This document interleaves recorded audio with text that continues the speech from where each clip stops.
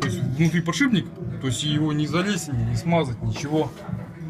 Пыльники с обоих сторон. То есть как бы его, чтобы смазать.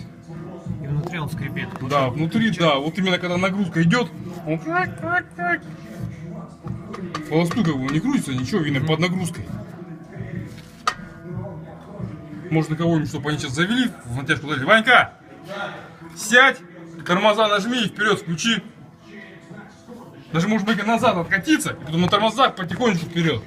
Ну заведи назад, отъедь маленько, с метр. И потом потихоньку тормоза держи и вперед прокатывайся.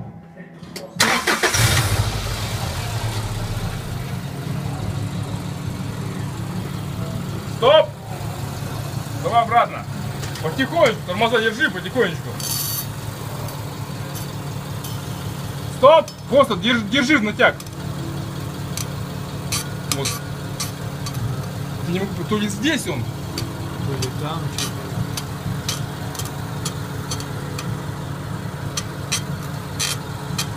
либо крестовинка вот эта вот, она болтается. Скорость выключи! Нейтралку. То есть получается, вот я ее беру, она немного люфтит.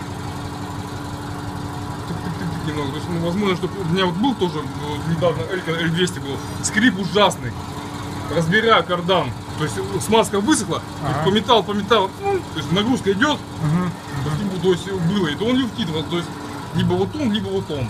Но скрип, походу, вот с этой стороны больше раздается. но в любом случае, Да, его в любом случае скинуть, и вручную я пошевелю, прям будет, если ему пиздец, я почувствуется, лучше менять. Ну, понял. Но эта часть, она вот как бы распрессовывается, разбирается, выкручивается. Ну так он не разбитый, ничего, а вот крестовинка вот эта вот мне не нравится. Немного люфтит она. Вот. А в крестовину, там, я не знаю, она не шприцуется, ничего. Бывает, что сбоку шприцевая, то есть чик шприцом, за смазку нагнал, а вообще вот на срок эксплуатации. Ну тут видно ржавчина внутри прям на этом. Все, Ванька, вперед, проезжай метра 2. Все, харе. Стоп. Все, глуши. Это как бы нормально крестовинка, а вот передняя, да. Видимо, ну, больше верно, что именно с нее скрип идет. Ну это никак, то есть ни колеса, ни пыльники, ничего.